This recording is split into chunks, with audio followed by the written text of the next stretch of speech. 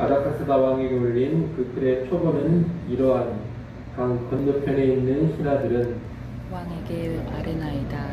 당신에게서 우리에게로 올라온 유다 사람들이 예루살렘에 이르러 이 폐역하고 악한 성읍을 건축하는데 이미 그 기초를 수축하고 성곽을 건축하오니 이제 왕은 아시옵소서. 만일 이 성읍을 건축하고 그 성곽을 완공하면 저 무리가 다시는 조공과 번세와 통행세를 바치지 아니하리니 결국 왕들에게 손해가 되리이다.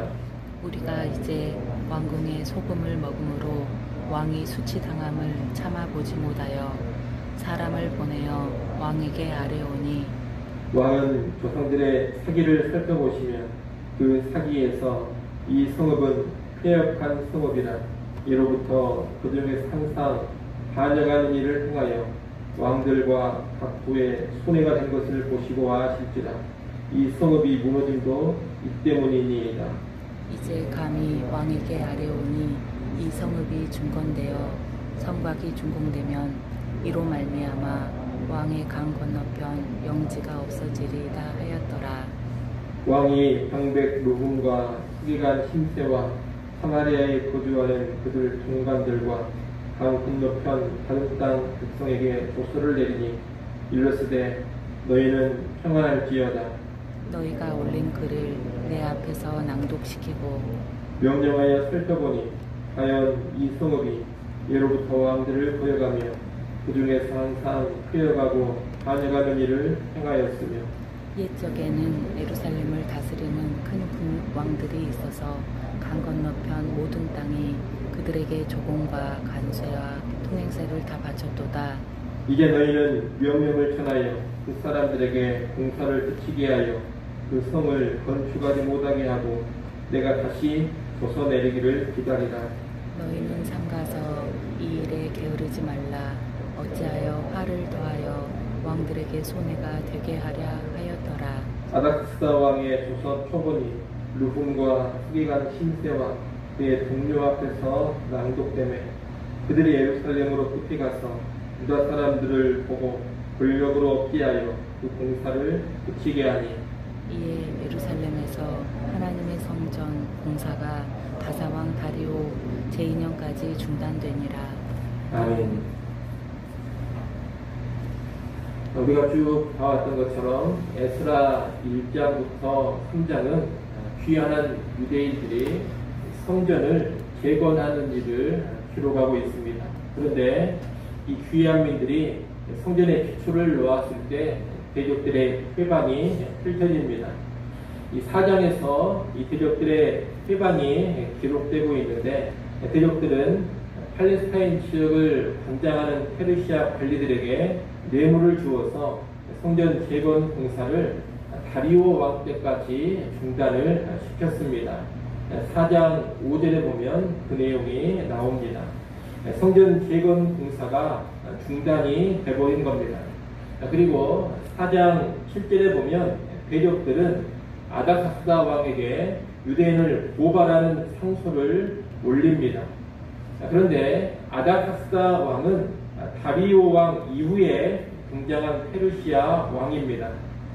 중단이 됐던 성전 재건 공사는 다리오 왕 때에 다시 시작이 되어서 다리오 왕 때 완성이 됩니다.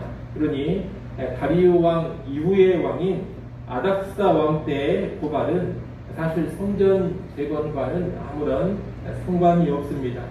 이때의 고발 상소는 성전 재건 뒤에 이루어진 일인 성벽의 재건을 방해하기 위한 상소였습니다. 그러니 아닥사스다 왕에게 올린 상소는 성전 재건과는 직접 연관이 없는 후대의 일입니다.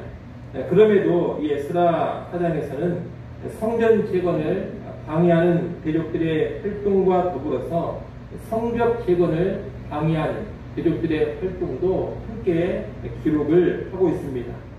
이것은 주의 백성을 향한 대적들의 방해 공작이 성전 재건 때에만 있었던 것이 아니라 그 뒤에도 오랫동안 계속되었음을 보여주기 위함입니다. 유대인의 대적들은 성전의 재건만 방해한 것이 아닙니다. 그 뒤에 있었던 성벽 재건도 방해를 했습니다. 그 성벽 재건을 방해하기 위해서 페르시아 왕 아닥사에게 유대인들을 고발하는 상소를 올린 겁니다. 오늘 본문은 그 상소의 구체적인 내용과 그 상소에 대한 아닥사 왕의 회신에 관한 내용입니다. 본문 11절부터 16절은 방백 루흠과 서기관 심세가 주도해서 올린 고발 상소의 내용입니다. 11절에 보면 상소를 올린 이들은 강 건너편에 있는 신하들이라 이렇게 말합니다. 강 건너편이란 페르시아 제국의 수도에서 봤을 때 유프라테스 강 너머의 지역으로서 주로 시돈, 팔레스타인 지역을 의미합니다. 이 지역에 있는 페르시아의 신하들이 고발 상소를 올린다는 겁니다. 12절에 보면 팔레스타인 땅으로 귀환한 유대인들이 성읍을 건축하는 기초를 이미 놓았고 성곽도 건축하고 있다 그렇게 말하고 있습니다. 이를 보면 앞서 말씀드린 것처럼 이 상소는 예루살렘 성벽을 재건하는 일을 방해하기 위한 상소라는 것을 알 수가 있습니다. 유대인의 대적들은 귀환민들이 성읍을 건축하고 성곽을 완성하면 조공과 관세와 평행세를 바치지 않을 것이라고 13절에서 말합니다. 이 말인즉슨 유대인들은 성읍과 성벽이 다 재건이 되면 반역을 하리라 이런 뜻입니다. 14절에 보면 대적들은 자기들이 왕의 소금을 먹음으로 왕의 수치당함을 참아 못지 못해서 이 상소를 올린다고 합니다. 왕이 소금을 먹는다는 것은 비유적인 표현인데 왕이 베푸는 녹을 먹고 살아간다, 왕이 주는 급여로 살아간다 이런 뜻입니다. 자기들은 왕의 은혜로 살아가고 있는 신하들이기 때문에 유대인들이 왕에게 반역하려는 이 음모를 두고 볼 수 없어서 이렇게 고발하는 상소를 올린다는 겁니다. 이어 15절에서는 이 유대인들이 예로부터 늘 제국에 반역하는 일을 행했고 그렇게 반역을 일삼다가 예루살렘 성읍도 멸망당해 버린 것이다라고 말합니다. 그리고 그 근거로 조상들의 사기를 언급합니다. 조상들의 사기란 바벨론 시대부터 전해오는 역사 기록을 의미합니다. 과거의 역사 기록을 왕이 쭉 살펴보신다면 유대인들이 행하였던 반역의 일들을 잘 알 수 있다는 겁니다. 실제로 이 유대 나라는 멸망당하기 전에 바벨론 제국에 붙었다, 애굽에 붙었다 하는 일을 반복했습니다. 이쪽과 동맹을 맺었다 파기하고 다시 저쪽과 동맹을 맺곤 했습니다. 대적들은 그 과거의 일을 언급하면서 지금도 이 유대인들이 옛적에 했던 것처럼 반역의 음모를 꾸미면서 성읍과 성벽을 재건하려 하고 있다고 고발을 하고 있는 겁니다. 16절에서는 귀환민들이 성읍과 성벽을 재건하면 왕의 강 건너편 영지가 없어지리라고 합니다. 성읍과 성벽을 유대인들이 재건하면 이게 반역을 해서 완전히 독립해 버릴 것이라는 경고입니다. 이런 내용을 보면 이 고발 상소는 결국 무슨 말을 하는 것이냐? 유대인들이 반역을 하려는 목적으로 성읍과 성벽 재건을 하고 있으니 왕은 절대로 허락해서는 안 된다는 겁니다. 이 상소는 부분 사실이 있지만 진실은 아닙니다. 특히 이 귀환민들이 페르시아 제국에 반역을 하기 위해서 성읍을 중건하고 성벽을 재건한다는 것은 100% 거짓입니다. 귀환민들은 신앙 공동체를 견고히 확립하기 위해서 성읍과 성벽을 재건을 했던 것이지 페르시아 제국에게 반역을 하는 목적으로 재건한 것은 결코 아니었습니다.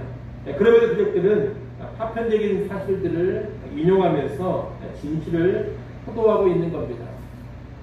여러분 언제나 모함이라든가 중상모략은 이런 식으로 진행이 됩니다. 부분적인 사실을 가지고 와서 전체적인 내용을 호도하고 오해하도록 만들어버리는 겁니다. 오늘날도 이런 식으로 누군가를 공격하거나 중상모략하는 일들이 얼마나 많은지 모릅니다. 또 자기가 불리해지는 일을 피하거나 어떤 이익을 얻기 위해서 부분적인 사실만 언급하면서 전체적인 진실을 가리고 왜곡하는 일도 얼마나 많은지 모릅니다. 사실 이런 일들은 본질상 거짓의 아비인 마귀가 하는 일이고 살아간 세상의 속성입니다. 우리 대적들은 늘 이런 식으로 살아가면서 이런 방식으로 교회와 그리스도인들을 공격하곤 하는 겁니다.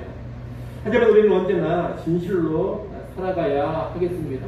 하나님의 백성은 그 특징이 진실에 있습니다. 부분적인 사실을 가지고 진실을 가리지 않는 사람들, 이런 사람들이 그리스도인이어야 합니다. 부분적인 사실로 사건의 실체를 왜곡하지 않는 사람들, 그런 사람이 그리스도인이어야 하는 겁니다. 그렇게 진실하게 살아가고 정직하게 살아가는 사람이 그리스도인이라는 겁니다. 우리의 대적들은 늘 거짓을 동원하고 진실을 호도하지만 교회와 신자는 언제나 진실과 정직으로 나아가야만 합니다. 이를 잘 기억하시고 우리 성도들은 언제나 진실한 삶, 정직한 삶으로만 나아가시기를 바랍니다. 이어지는 17절로 22절은 대적자들의 고발 상소에 대한 아닥사스다 왕의 회신입니다.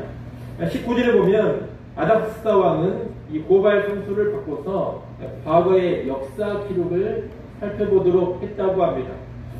이를 통해서 정말로 예루살렘 성읍은 예로부터 폐역과 반역하는 일들을 종종 행했음을 알게 되었다고 합니다. 또 20절에 보면 예루살렘에는 예전에 큰 군왕들이 있어서 강 건너편에 있는 모든 땅이 그 왕들의 지배를 받았다는 것도 알았다고 합니다. 20절에 언급된 예루살렘을 다스린 큰 군왕들은 아마도 다윗이나 솔로몬을 지칭하는 것으로 보입니다. 그때 이스라엘 나라가 주변 나라들을 다 장악하면서 조공을 받았기 때문입니다. 이러한 기록을 확인한 아닥스다 왕은 예루살렘 성읍의 중건과 성벽 재건을 금지시킵니다. 21절, 22절이 그 금지의 명령인데 21절에 보면 그 성을 건축하지 못하게 하고 내가 다시 조서 내리기를 기다리라고 합니다. 이것은 왕의 칙령이 앞으로 바뀔 수 있는 여지를 남겨두는 것입니다. 성벽 공사에 대한 이 중단의 명령이 철회될 수 있다는 겁니다. 하지만 여하튼 지금 아닥스다 왕은 고발 상소로 인해서 성벽 재건을 중단하는 그런 칙령을 내리게 되는데 이것은 거짓 상소에 휘둘려버린 왕의 모습을 보여줍니다. 우리는 이를 보면서 온전한 진실이 항상 승리하는 것은 아니라는 것도 알게 됩니다. 또한 큰 제국의 왕이라고 해서 언제나 정의와 진실로 판단하는 것도 아니라는 것을 알게 됩니다. 반란을 두려워하면서 진실을 왜곡하는 거짓 상소에 휘둘리는 이 왕의 모습이 참으로 나약한 모습이고 초라한 모습입니다. 그런데 세상 나라가 늘 이렇습니다. 여러분, 이 세상 나라는 거짓이 승리하기도 하고 그 나라의 왕도 완전한 진실을 파악하지 못하곤 합니다. 하지만 하나님 나라는 언제나 진실한 나라이고 그 나라의 왕이신 하나님은 언제나 완전한 진실을 파악하시고 공의로 판단하고 심판하시는 분입니다. 그래서 우리는 이 세상 나라의 한계를 잘 알고서 하나님 나라에 소망을 두고 살아야 할 것입니다. 여러분, 이 세상에서는 거짓이 승리하기도 하고 세상의 통치자와 재판관들은 오판을 하기도 합니다. 그러나 궁극적으로 하나님 나라에서는 진실이 승리를 하게 되고 하나님은 모든 감추인 것들을 다 드러내시고 진실과 공의로 심판을 하실 겁니다. 우리는 그것을 바라면서 이 땅을 살아갈 때, 이 세상을 살아갈 때 언제나 진실과 정직으로 살아가는 겁니다. 순간적으로 거짓이 이기는 것을 본다 하더라도 진실을 포기하지 않는 겁니다. 하나님 나라와 하나님을 바라보면서 그렇게 사는 겁니다. 여하튼 아닥스다 왕의 칙령에 의해서 이 성벽 재건 공사가 중단이 되는데 오늘 본문 23절이 이 성벽 재건 공사의 중단을 말하는 겁니다. 그리고 24절은 다시 성전을 재건하는 이야기로 돌아와서 성전 재건 공사가 바사왕 다리오 왕 제2년까지 중단되었다 그렇게 말합니다. 서두에 말씀드린 것처럼 이 에스라 사장에서는 성전 재건을 방해하는 대적들의 회방을 이야기하면서 성전 재건만이 아니라 그 뒤에 성벽 제거까지 방해했던 모습을 함께 기록하고 있는 겁니다. 성전 재건의 이야기만 본다면 오늘 본문 24절은 4장 5절과 바로 이어집니다. 4장 5절 말씀을 여러분이 한번 읽어보십시오. 4장 5절 읽습니다. 바사왕 고레스의 시대부터 바사왕 다리오가 즉위할 때까지 관리들에게 뇌물을 주어 그 계획을 막았으며 예, 그리고 4장 24절을 읽어보십시오. 24절 읽습니다. 이에 예루살렘에서 하나님의 성전 공사가 바사왕 다리오 제2년까지 중단되니라.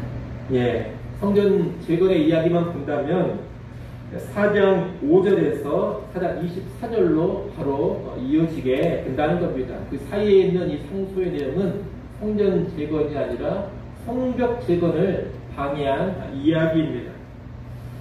성전 재건을 귀환민들이 시작을 했는데 대적들의 방해 공작으로 인해서 성전 재건의 공사가 다리오 왕 2년까지 중단이 되었다는 겁니다. 대략 17년 동안 성전 건축이 중단되어 버린 겁니다.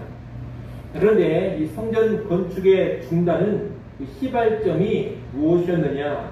지난번에 본 4장 3절 말씀처럼 대적들의 타협을 거절한 데 있습니다. 4장 3절 말씀도 여러분이 한번 읽어보십시오. 4장 3절 읽습니다. 수룹바벨과 에스아와 기타 이스라엘 족장들이 이르되 우리 하나님의 성전을 건축하는데 너희는 우리와 상관이 없느니라. 바사왕 고레스가 우리에게 명령하신 대로 우리가 이스라엘의 하나님 여호와를 위하여 홀로 건축하리라 하였더니 아멘. 유대인의 대적들은 처음에 성전 재건하는 일에 우리도 함께 동참하겠다 그렇게 이야기를 했습니다. 성전 재건을 같이 하자는 겁니다. 그런데 귀환민들의 지도자였던 스룹바벨과 예수와는 이 대적들의 제안을 단호히 거절했습니다. 왜 거절했느냐? 신앙의 순수성을 지키기 위해서였습니다. 하나님을 알지도 못하는 자들이 함께 성전 건축에 동참하는 일을 살아갈 수가 없었던 겁니다. 그렇게 한다면 신앙의 순수성이 흐려지게 될 것이다. 이런 우려를 했기 때문입니다. 그래서 스룹바벨과 예수아가 대적들의 성전 공사 동참 요구를 거절해 버리자 대적들이 그 뒤에 방해 공작을 강하게 펼쳐가지고 이 성전 재건 공사가 중단돼 버린 겁니다. 만약 성전 재건에 동참하겠다는 대적들의 제안을 받아들였다면 이 성전 재건하는 일이 중단되지는 않았을 것입니다. 오히려 더 빨리 건축이 되어졌을 수도 있습니다. 하지만 신앙의 순수성을 지키기 위해 타협을 거절한 대가로 이 성전 재건이 17년 동안 중단된 겁니다. 우리는 이를 보면서 신앙의 순수성, 순전한 거룩을 지키는 것이 외적인 성취를 이루는 것보다 훨씬 더 중요하다는 것을 배우게 됩니다. 외적인 성취나 성과만을 중시하는 사람들은 성전 재건이 중단된 그 일에만 집중을 하면서 굳이 그럴 필요가 있었느냐 이런 반응을 보일 겁니다. 대적들이 함께 성전을 짓자고 할 때 함께 짓는 것이 더 좋지 않았겠느냐 이런 생각을 한다는 겁니다. 이들은 성전 건축이 중단되는 것보다는 여하튼 빨리 짓는 것이 더 낫다. 멈추지 않고 계속 이 일이 진행되는 것이 더 좋다. 이런 관점을 가지고 있는 겁니다. 하지만 성경은 그렇게 말하지 않습니다. 성전 재건이 중단된다 하더라도 타협하면 안 된다. 이것을 가르쳐 줍니다. 외적인 성전의 완공보다 더 중요한 것이 뭐냐? 신앙의 순수성을 지키고 순전한 거룩을 지키는 것입니다. 우리가 이것을 잘 기억해야겠습니다. 여러분 신앙의 순수성과 순전한 거룩을 지켜간다면 때로 그것 때문에 하나님의 일이 더디 이루어질 수도 있습니다. 때로 하나님의 일이 중단될 수도 있습니다. 빨리 갈 수 있는 길을 오히려 멀리 돌아갈 수도 있습니다. 하지만 순전한 거룩을 지키면 하나님의 일은 하나님께서 하나님의 때에 이루어 주실 겁니다. 거룩한 가운데 하나님께서 하나님의 일을 이루어 가신다는 겁니다. 그런 여러분, 거룩을 상실하면서 빨리 가기보다는 거룩을 지키면서 늦게 가는 것이 더 바람직합니다. 순전한 신앙을 잃어버리고 타협하는 가운데 커다란 성취를 이루기보다는 커다란 성취를 이루지 못한다 하더라도 순전한 신앙으로 살아가는 것이 바람직합니다.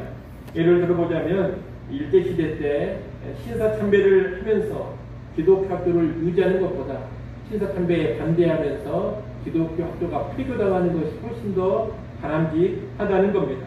신사참배를 하면서도 외적인 교회를 유지하는 것보다 신사참배를 거부하고 외적인 교회의 문을 닫고 지하로 들어가는 것이 훨씬 더 옳은 일이라는 겁니다. 오늘 본문이 바로 그것을 가르쳐 주는 겁니다. 그렇게 나가는 것이 정도요, 그렇게 나가는 것이 신앙의 올바른 자세입니다.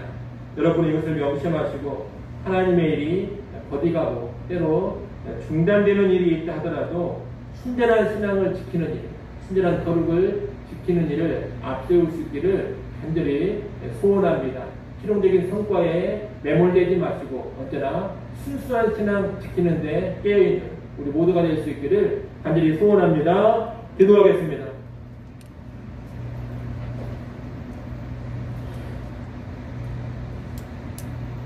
하나님 아버지, 순전한 신앙을 지키기 위해서 때로 하나님의 일이 중단될 수도 있다는 것을 알게 하시고 또한 그것이 옳은 줄 알게 하시고 이 땅 살아갈 때 언제나 순전한 신앙, 순전한 거룩 지키는데 깨어있게 하여 주시옵소서.